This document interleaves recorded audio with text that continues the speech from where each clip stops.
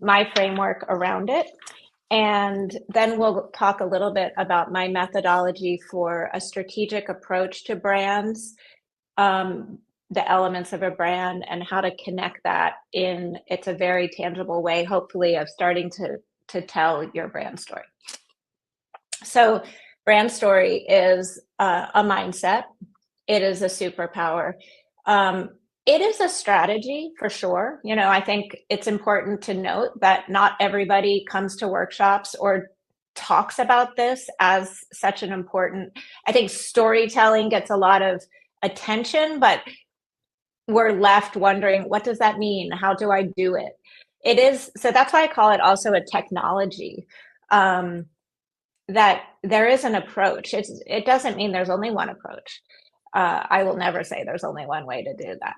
But it's a technology in the sense that you are finding a way to approach it, and then you are tweaking it, you're testing it, and you're tweaking it over time. You're using some qualitative data, you're using some quantitative data, you're getting smarter, you're gaining intelligence. That's what I mean by technology. And then you get this uplift effect to your brand. It is also a practice. So, like any good, healthy mindset, keeping it just here will only get you so far. So I've heard it said, like, connecting the head to the heart, and then from there, really putting that into how you approach all of the ways that you're telling your brand story. It's so many different points in your business you're telling your brand story, even if you're not currently in some time block or activity that is called marketing or communications or branding. So how to do it. The first thing that is really, really important is to be attuned, to tune in. Moni talked about the importance of audiences, and I've also started to talk about that as well. Tuning in it's sort of a macro step in how to do this, but it also, I wanted just to put to illuminate the importance of tuning into your audience. So audience attunement at the front is important, even if, and this is often the case with earlier stage businesses, you don't know everything you want to know about your audiences, but you are trying to really understand everything you possibly can, and you're creating ways to engage with your audience to learn more. Then there's a discovery step. So I think of this as an excavation. So at one point in my college years, I considered being an archaeologist. And this is kind of like the image there for me, is like, I'm putting on a headlamp, I'm going into some dig. We know there's something there. We know it's going to be awesome. We know we're going to find all these pieces, these desperate pieces. Hopefully it'll be a little messy, because that makes it more fun, if you ask me. And then we're going to pull out all the pieces, and we're going to make some sense of it. So this is that first part. We're going in and we're just finding everything, those raw materials.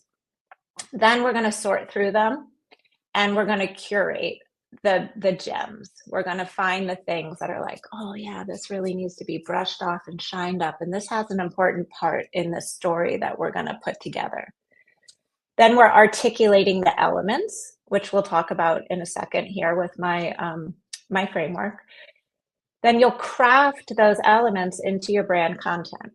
So different tools, different assets. I'll give you a practical example. Something that we create at Asana Consulting quite frequently for our clients is a brand messaging guide. So we go through this actual process, and our final deliverable will be a document that articulates the elements in a way that works for the users, the brand keepers, those sort of internal stakeholders, and also works for the needs of the audience and the marketing and business goals. And then you're going to share through all your different channels. So why do we do this? Well, and by now probably you understand that I believe, but I also know from experience that this is this is work that has a lot of power. And my reason that I love to teach about this and talk about this is that I don't want it to just be potential energy. I want it to be kinetic energy. I want it to be activated. And it is also fantastic to think about brand storytelling, and which is part of a strategic approach to branding overall, because it's empowering. There's so much that we don't have control over. Algorithms, for example. And what the science about marketing tells us is that you're going to actually have a much higher return on any investment in your marketing and your communications if you start, your focus is on the inside and is on what does it mean to be authentic and how to engage these audiences. You don't want to be communicating to everybody. You don't need to be. And in fact, if you have a smaller denominator, you have a smaller number of people in your audience, but you know those people want to be there. They have some emotional connection to being there.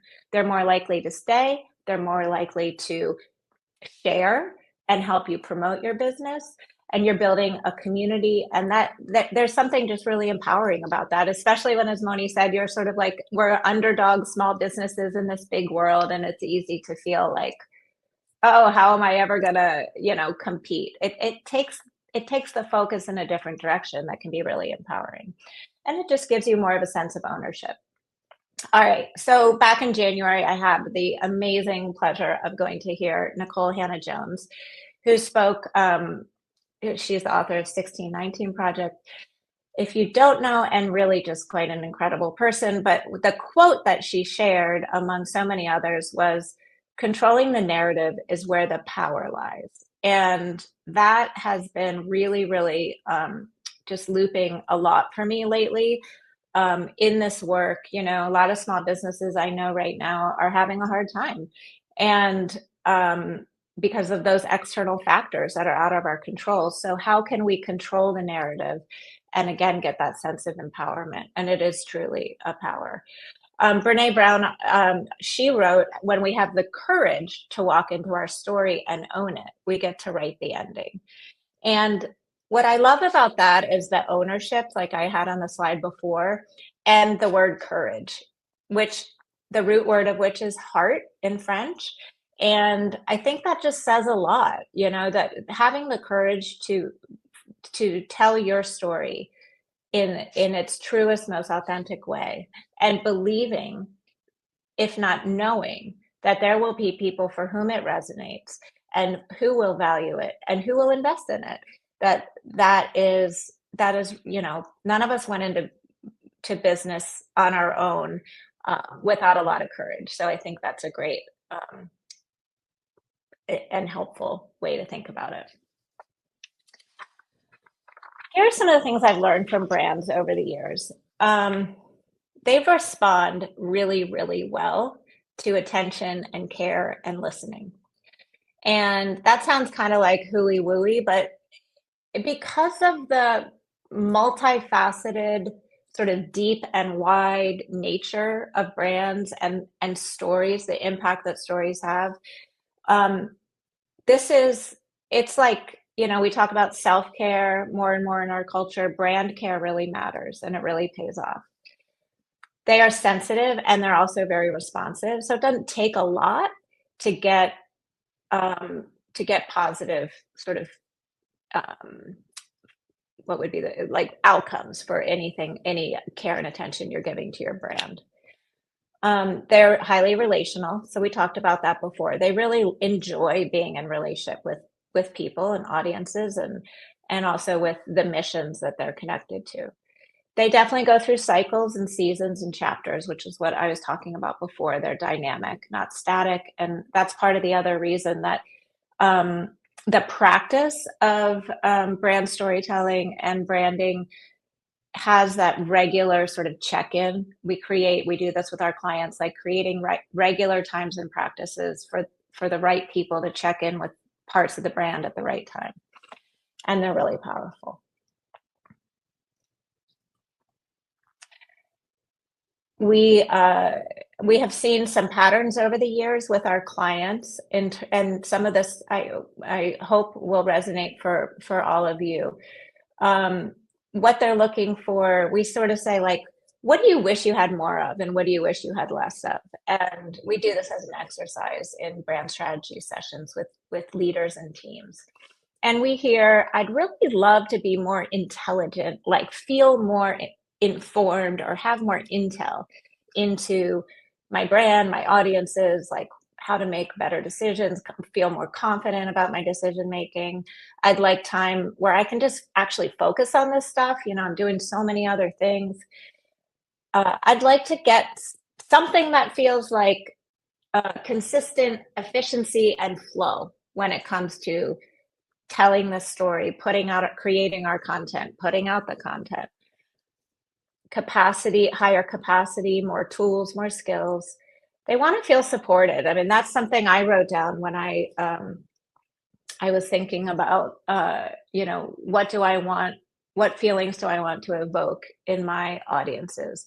And it's really true. Like one of the reasons I started my business was to be both an expert, yes, but also a supporter. I think of it as like somebody who's helping you climb a mountain and helping carry some things, and also has the compass and telling you what to watch out for, and has done it before.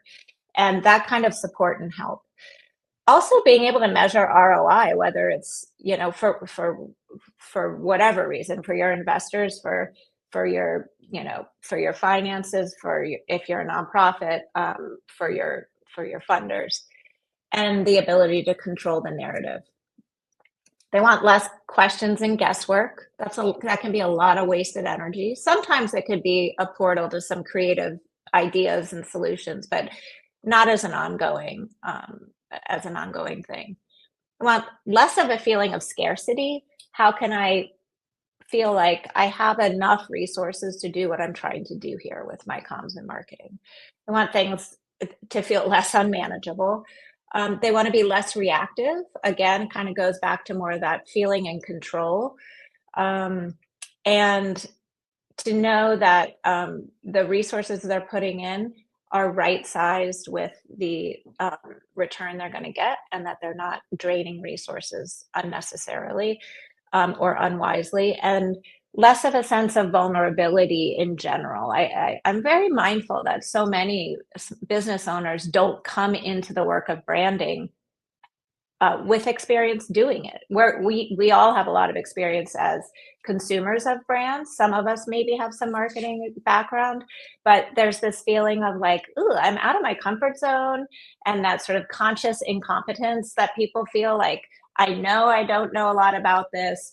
I should probably know more. I wish I felt a little more comfortable in that. Like I want to push my edge, but not feel so vulnerable.